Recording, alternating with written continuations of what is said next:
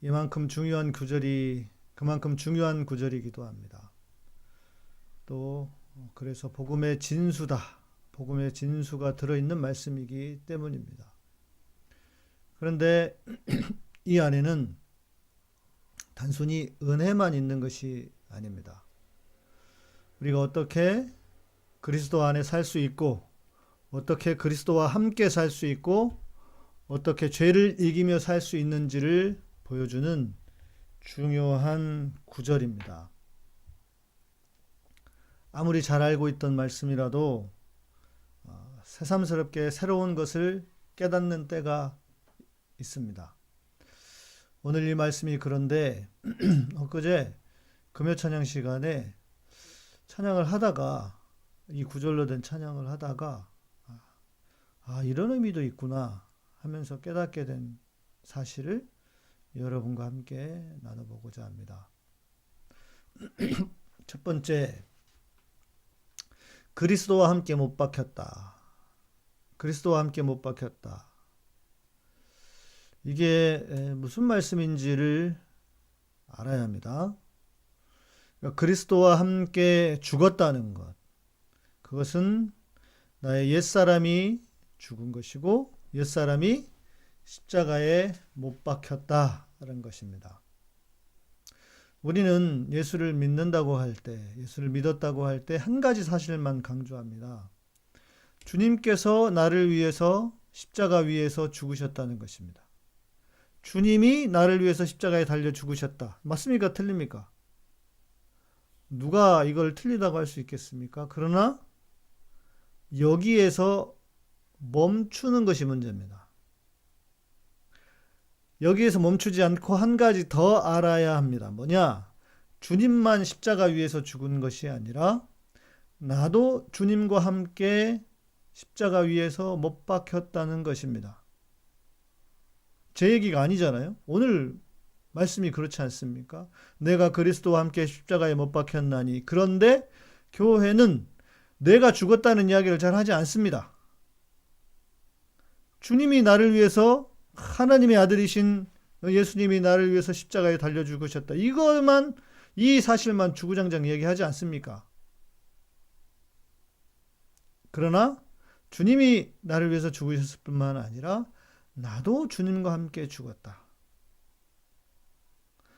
내가 못 박혔다는 것은 나의 옛사람이 죽은 것을 말합니다. 주님이 죽으셨을 때 나도 죽었다는 것을 깨닫고 고백해야 한다는 것입니다. 그런데 그것도 단회의 사건으로 끝나서는 안 됩니다. 우리는 날마다 자신만의 선악과를 따먹으려는 죄된 본성을 가지고 살아갑니다. 하나님을 잊어버리고 나 스스로가 주인이 되어서 살아가려는 삶입니다. 이것은 내 인생의 주인이 나다. 자기 주도적인 삶을 부정적으로 말하는 것이 아닙니다. 내 인생의 주인은 나죠. 하나님이 내게 맡겨주신 내 삶이 주인이 나죠. 그러나 주님이 없는 나, 주님을 배제한, 하나님을 배제한 나는 잘못된 것이라는 것. 그것을 말하고 싶은 것입니다. 이것이 교회에서 말하는 소위 말하는 인본주의라고 할 수 있을 것입니다. 교회에서 그렇게도 비판하는 인본주의의 본질이 이것입니다. 그러니까 인본주의가 잘못이라면, 인본주의가 문제라면 이것을, 이런 삶, 이런 태도를 비판해야 하는 것입니다. 인본주의가 뭔지도 몰라요, 교회는. 그래서 자기 주도적인 삶을 살되 우리는 날마다 십자가 위에서의 죽음을 고백하고 경험해야 한다는 것입니다. 그것이 바울이 고백한 나는 날마다 죽노라, 그것의 의미일 것입니다. 하나님의 자녀로 살아가지만 여전히 죄성을 가진 나약한 인간의 모습을 인정하면서 그런 자아를 십자가에 못 박고 나의 새로운 자아, 그리스도의 자아로 살아가는 것이 우리의 삶이라는 것입니다. 두 번째는 내가 그리스도와 함께 십자가에 못 박혔다라고 하는 것의 의미의 두 번째는 십자가를 지는 것도 포함한다고 생각합니다. 그러니까 십자가 위에서 주님과 함께 죽었다는 것은 옛사람의 죽음, 신앙의 내면화, 그죠? 신앙의 내면화라고 할 수 있지 않겠습니까? 그러나 그뿐만이 아니라 실제로 십자가의 삶을 사는 것도 포함합니다. 그러니까 이 신앙의 한 측면, 내면화만 말하면 옳지 않습니다. 근데 오늘은 너무 길어지기도 하고 그래서 이 주제로는 말하지 않겠습니다. 자, 두 번째. 자, 우리가 죽었습니다. 주님과 함께 십자가에 의해서 죽었습니다. 그러면 그 다음이 중요해요. 내 안에 그리스도께서 사시는 것이다. 이 두 번째, 아주 중요한 것. 이것은 그리스도께서 내 안에 사시는 것을 깨닫는 것입니다. 저는 복음을 이해하는 몇 가지의 단계가 있다는 생각이 들어요. 여러분도 한번 생각을 해보십시오. 첫 번째는 주님께서 나를 위해 십자가에서 죽으셨다는 것입니다. 하나님의 아들인 예수님이 나를 위해서 십자가에 죽어주셨다. 그래서 우리는 예수를 믿으면 모든 것들이 다 해결되고 복을 받는다라는 것입니다. 소위 말하는 기복적인 신앙이라고 할 수 있을 것입니다. 그것은 수동적인 측면의 신앙이라고 정의할 수 있습니다. 왜냐? 나는 하는 게 아무것도 없어요. 그냥 예수님이 죽어주셨는데 내가 그걸 믿어요. 그쵸? 그러면 복을 받는데 모든 게 다 잘 된대. 이것이 물론 이것도 틀린 신앙이라고 할 수는 없을 겁니다. 그런데 거기서 멈추지 말라는 겁니다. 첫 번째 단계예요. 두 번째는 제가 지금 말씀드리고 있는 주님만이 아니라 나도 죽었다는 것입니다. 저는 이것을 아는 것도 대단한 거라고 생각합니다. 왜냐? 대부분은 주님만 십자가 위에서 죽었다. 그래서 주님만 죽이려고 그러지 자기가 죽었다는 것은 몰라요. 자기 죽이려고 하지는 않아요. 자기를 죽이려고 하는, 자기가 죽었다고 하는, 자기 옛사람이 죽었다고 하는 복음, 이걸 모르기 때문에 한국 교회에는 이 개판이 난 겁니다. 그렇지 않습니까? 주님이 늘 나를 종교 서비스만 해주시는 분이에요. 그러나 거기서 멈추면 안 됩니다. 내가 죽었다는 것. 그런데 내가 주님과 함께 죽었다는 것, 여기까지만 알아도 이것도 대책이 없어집니다. 왜냐? 내가 죽어요. 자, 여러분 이것은 밝다, 어둡다, 혹은 염세적이다, 이렇게 표현할 수 있을 것 같은데 내가 죽었다고 하는 것은 되게 부정적인 거잖아요. 그래서 나는 늘 죽어야 되기 때문에 염세적인 신앙이 되고 맙니다. 소위 말하는 내려놓음.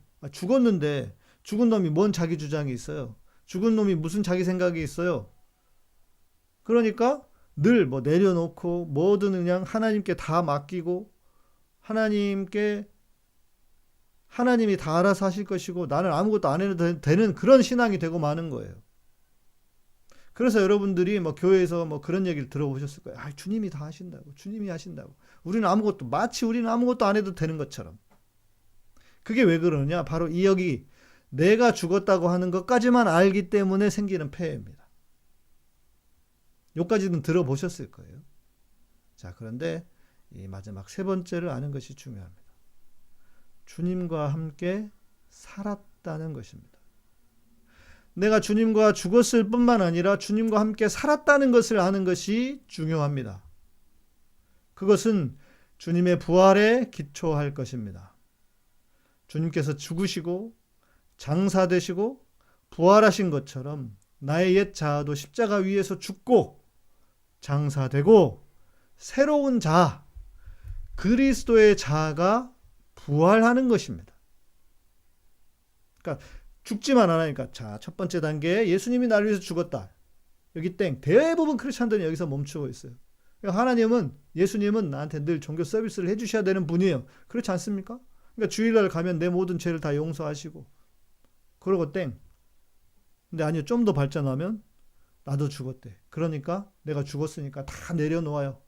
다 내려놓아. 내 생각도 하지 말고 내 주장도 하지 말고 하여간 생각이란 걸 다 비우고 주님 뜻만 구해요. 주님 뜻을 어떻게 알아요 우리가? 정광훈입니까? 한 가지 더 나아가야 한다. 새로운 자, 그리스도의 자로 살아가는 것이다. 자, 여러분 여기까지 좀 이해가 잘 되십니까? 솔직히 이거는 뭐라고 해야 될까? 제가 자랑을 해보자면 아마 복음에 대해서 이야기할 때 이렇게까지 이야기하는 사람들이 별로 없을 거예요. 잘 몰라요, 목사들이. 죽음까지는 알아도 사는 거에 대해서는 잘 몰라요. 자, 여기까지 잘 이해가 되시죠? 자, 그런데 분명히 짚어야 할 것이 있습니다. 우리가 그리스도와 함께 산다는 것, 그것은 전제가 있어야 한다는 것입니다. 자, 그건 뭐겠어요? 십자가에서 죽은 나를 전제로 합니다. 그래서 이것은 제가 아까 말씀드린 것처럼 단회적인 사건으로 끝나는 것이 아니라, 물론 한번 큰 은혜를 경험합니다. 그러나 그것을 단회적인 사건으로 끝나는 것이 아니고, 십자가에서 주님과 함께 죽는 것을 경험하고 연습하고 훈련해야 합니다. 나의 옛사람이, 나의 옛 자아가 죽는 것을 지속적으로 훈련해야 돼요. 그러면서 완전한 죽음이라는 것이 존재할 수 없을 겁니다. 그렇지 않겠습니까? 그래서 바울이 날마다 죽는다 이렇게 말한 것입니다. 그래서 바울처럼 날마다 죽는 것을 훈련해야 한다는 것입니다. 그래서 이런 말씀이 나올 수 있습니다. 그런즉 이제는 내가 사는 것이 아니요 오직 내 안에 그리스도께서 사시는 것이라. 자, 그리스도와 함께 죽은 자들은 명확합니다. 분명합니다. 내 안에 내가 사는 게 아니고 누가 사신다? 오직 내 안에 그리스도께서 사시는 것이다. 근데 여러분 이것을 좀 생각을 해보아야 합니다. 우리는 그냥 내 안에 그리스도께서 사신다 하니까 일종의 하나의 그냥 명제, 그냥 성경에 쓰여 있으니까 그런 것 정도로 생각할지 모르겠습니다. 그런데요, 내가 사는 것이 아니요 내 안에 그리스도께서 사시는 것이다. 그러니까 한국말도 우리 말도 좀 표현을 의도적으로 그리스도께서 사시는 것이다 이렇게 표현하신 한 것 같거든요. 의도적으로 알고 번역을 하셨다면 참 잘하신 것 같은데, 자, 이 구절은 그리스도께서 사시는 것이다. 현재형으로 쓰여 있습니다. 현재. 자, 우리말의 현재는 뭡니까? 그냥 현재의 상태. 살고 있어. 살아. 현재 상태를 말하는 것이죠. 그런데요, 헬라어에서 현재형은 현재의 한 번의 사건만이 아니라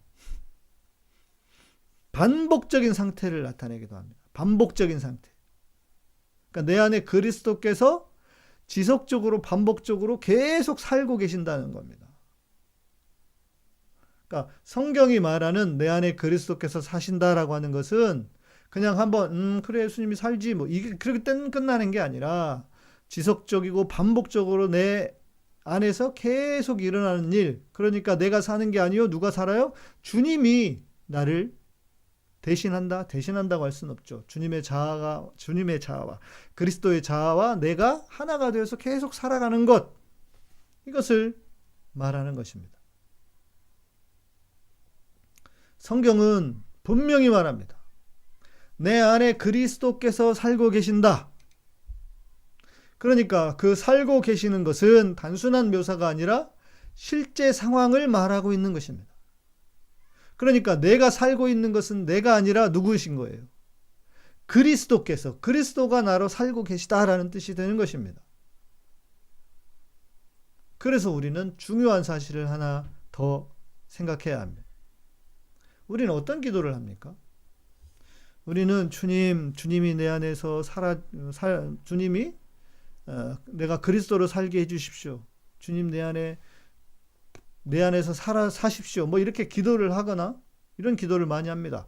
그런 기도를 하지 않아도 됩니다. 그렇게 하지 말아야 합니다. 왜? 이미 살고 계시니까. 우리는 때로 엉뚱한 기도를 참 많이도 합니다. 성령을 달라고 기도합니다. 그런데 성령은 이미 주셨습니다. 주님이 내 안에 오시라고 기도해요. 주 예수 내 마음에 오심, 주 예수 내 마음에 오심, 오시라고 기도하는데 아니에요. 그러나 주님은 이미 내 안에 와 계시다는 거예요. 그리고 우리는 하나님께 은혜를 달라고 기도합니다. 은혜를 달라고 구해요. 그러나 하나님은 이미 우리에게 모든 은혜를 주신 분입니다. 그러니까 때로는 우리는 기도하지 않아도 되는 쓸데없는 것을 기도하는 경우들이 있어요. 이미 다 주셨는데. 어떻습니까? 우리 몇 분들이 아멘을 하시는데 여러분 정말 아멘이십니까? 이 아멘이 잘 안 되는 분들이 있을 거예요. 왜냐? 나의 부정적인 모습, 아니 내가 아니라 주님이 사신다고 하는데, 그럼 쉽게 말해서 그럼 내가 죄를 짓고 사는 건 그건 뭐야? 주님이 내 대신해서 죄를 지으시는가? 이런 생각을 할 수밖에 없는 거 아니겠습니까? 당연한 하나의 문제에 부딪힌다는 것입니다. 부정적인 모습, 죄를 짓고 사는 나, 그 나도 그리스도께서 사시는 것으로 이해할 수 있는가 하는 것입니다. 여러분, 우리에게 솔직히 부정적인 모습이 얼마나 많습니까? 심지어 내가 나를 싫어하는, 내가 싫어하는 나의 모습도 있지 않습니까? 뿐만 아니라 하나님께서 싫어하는 그런 죄를 짓고 사는 내 모습도 있지 않습니까? 그렇죠? 현실입니다. 아니, 내 안에 그리스도가 사신다고 하는데 그렇게 그러면 내가 죄를 짓고 사는 건 어떻게 이해해야 됩니까? 자, 우리는 여전히 육체 안에 살고 있다는 것을 생각해야 합니다.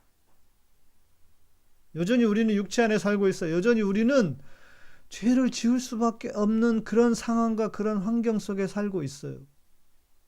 물론 죄를 지을 수도 있고 안 지을 수도 있는 상태입니다. 정확하게 말하면. 그러나 연약한 인간이기 때문에 더 죄를 짓는 쪽을 선택하기가 쉽겠죠. 그런데 이런 말씀도 있습니다. 자, 다시 한번 봐야 될 것 같습니다. 구절을.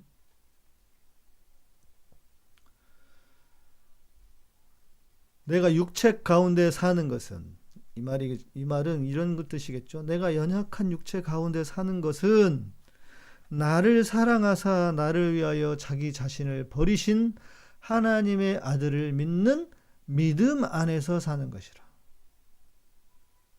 하나님의 아들을 믿는 믿음, 자기 자신을 버리신 하나님의 아들을 믿는 믿음. 뭐 하는 거예요? 나를 사랑하사.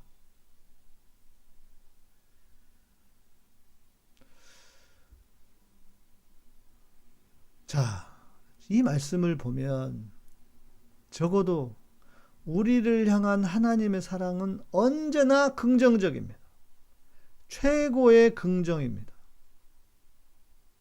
하나님은 늘 나를 그렇게 긍정하며 보십니다. 나를 사랑하사 자기 아들을 보내시고 십자가에서 죽게 하신 그 믿음 안에서 사는 것이다. 그 믿음은 무엇입니까? 어떤 것입니까? 내가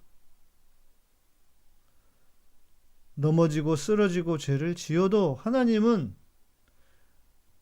하나님의 아들을 믿는 믿음, 하나님이 나를 의롭게 하시고 나를 최고라고 인정해 주신다고 하는 그 믿음 안에서 사는 것, 그것을 말하고 있는 것 아니겠습니까?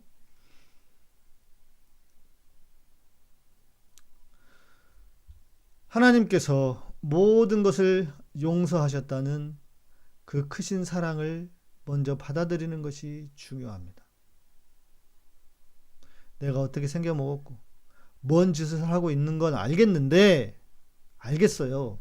내가 내 스스로가 마음에 안 드는 것도 알겠고요. 그런데 하나님께서 나를 어떻게 생각하고 바라보시고 있는가를 먼저 확실하게 정립해야 합니다. 그것이 흔들리면 안 됩니다. 하나님께서 나의 모든 부정적인 모습조차도 긍정적으로 보신다는 것을 깨달으면 무슨 일이 벌어지느냐? 그러니까 하나님의 그 큰 사랑을 깨달으면 무슨 일이 벌어지느냐? 오늘 제 말씀 제목이 뭡니까? 죄를 이기는 방법, 죄를 극복하는 방법 아닙니까? 죄를 짓지 않고 살 수 있는 방법? 우리가 하나님의 그 큰 사랑을 깨달으면 무슨 일이 벌어지느냐? 하나님의 사랑이, 그 사랑이 너무 크기 때문에 점점 죄를 멀리하게 됩니다. 그 은혜와 사랑이 너무 크니 나도 그 사랑에 조금이라도 반응하고 보답하기 위해서 자연스럽게 노력하게 되는 것입니다.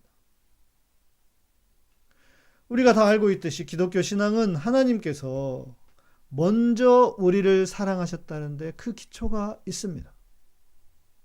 나의 부족함과 연약함에도 불구하고 하나님께서 나를 온전히 사랑하셨다는 것에 우리의 모든 신앙의 기초가 있습니다. 자기 아들을 이 땅에 보내시고 자기 아들과 바꾸기 위해 십자가 위에 죽게 하신 분, 그분이 하나님 아니십니까? 기독교가 은혜의 종교라는 말을 들으셨을 것입니다. 이것이 무슨 의미인지도 알아야 합니다. 우리의 노력으로 뭔가 막 이루는 그런 신앙이 아니라는 뜻입니다. 우리의 기도와 간구로 하나님의 사랑을 쟁취해내거나 나의 어떤 영적인 노력으로 하나님의 어떤 신령한 은사를 얻는 그런 신앙이 아닙니다. 도를 닦아야만 하나님께 가까이 가는 신앙이 아니라는 것입니다.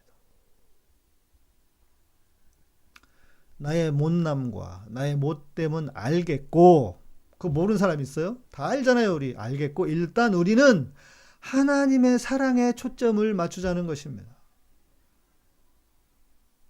바울도 그것을 알고 이 구절을 말씀하신 것입니다. 이제 내가 육체 가운데 사는 것은 나를 사랑하사 나를 위하여 자기 자신을 버리신 하나님의 아들을 믿는 믿음 안에서 사는 것이라. 자, 무슨 말이에요? 내가 사는 것이 이제 우리가 그리스도 안에 있으면 내가 십자가를 지고 십자가에서 주님과 함께 죽었고 죽은 사람이라면 사는 게 내가 사는 게 아니고 그리스도가 내 안에 사신 것이는데, 그럼에도 불구하고 우리는 연약해요. 연약한 인간이에요. 그래서 자꾸 넘어지고 쓰러질 때도 있어요. 그러나 그때 어떻게 해야 되느냐? 내가 육체 가운데 사는 것은 나를 사랑하셔서 자기 자신을 버리신 하나님의 아들 믿는 믿음, 그것은 뭐겠어요? 그 믿는 믿음은 뭐예요? 내가 그리스도의 가치, 하나님의 아들의 가치가 되었다는 것을 믿는 믿음, 그 믿음을 말하는 것입니다. 자, 이것은 구원파에서 주장하는 것처럼 우리가 전혀 죄를 짓지 않는다거나 교회가 말하는 것처럼 하나님이 모든 죄를 용서하시기 때문에 또 모든 죄를 지어도 된다, 무슨 죄를 지어도 괜찮다고 말하는 것과는 차원이 다릅니다. 우리가 죄를 짓지 않고 죄를 극복하기 위해 하나님의 그 크신 사랑과 은혜를 깨달아 보자는 것입니다. 그 은혜와 사랑이 크고도 놀랍고 감당할 수 없을 만큼의 무게이니 그 은혜에 반응하며 살다 보면 점점 더 죄로부터 멀어지는 삶을 살 수 있다는 것입니다. 하나님의 크시고 놀라우신 은혜를 경험한 사람은 그분을 향해 살아갑니다.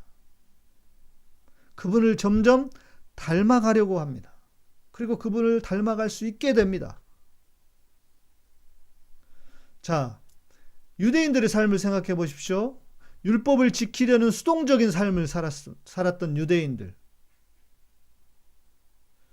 그들에게는 시간이 지나면 고통밖에 다가오지 못해서 고통밖에 남지 않았습니다. 왜? 그 율법을 다 지킬 수 없거든요. 그러나 하나님을 사랑하기 때문에 하나님을 기쁘시게 하는 삶을 살고 싶어. 그래서 나는 죄를 멀리하랴. 하나님을 기쁘시게 하는 것을 택하겠다. 그런 삶을 산다면 점점 죄를 짓지 않고 하나님을 기쁘시게 하는 삶으로 옮아간다는 것입니다. 어떻습니까, 여러분?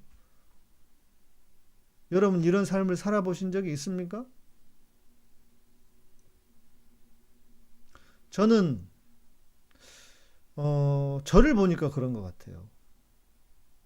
제가 죄를 안 짓는다는 게 아니에요. 여러분 또 오해하거나 착각하지 마세요.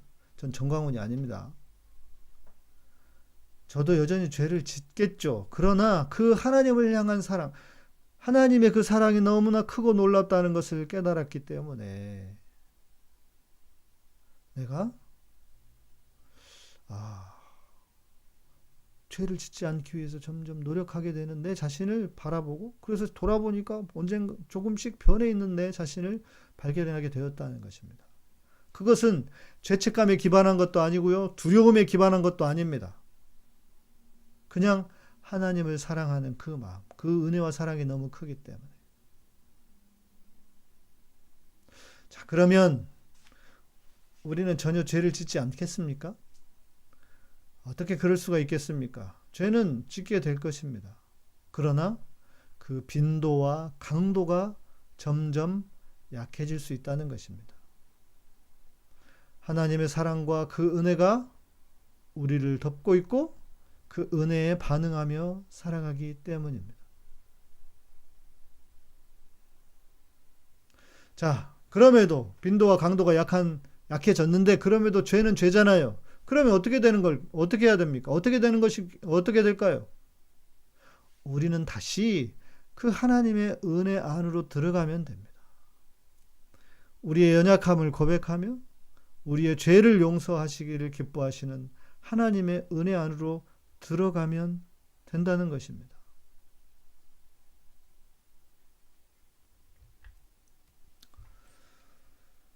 오늘 말씀 제목이 죄를 이기며 사는 방법이라고 했습니다. 죄를 이기려면 어떻게 해야 돼요? 여러분, 이 기존의 교회에서는 이랬을 거예요. 그러니까 날마다 성경을 읽어야 된다. 기도를 더 열심히 해라. 그랬죠? 교회 더 열심히 나와라. 그런 방식이 아니라는 겁니다. 그렇게 말을 하잖아요? 그 사람은 아직 복음을 모르는 거예요. 복음을 모른 채로 그냥 뭐라고 해야 될까요? 절반만 아는 신앙이라고 해야 될까요? 하나님의 은혜를 제대로 깨닫고 그 은혜의 길을 따라가면 우리는 그런 삶을 살 수 있습니다. 내 안에 사는 것 누굽니까? 그리고 그 내 안에 사시는 그리스도가 날마다 지속적으로 계속 반복해서 내 안에 살아가고 계신다. 그러니까 내가 사는 게 내가 아니라 누구시다? 주님이시다.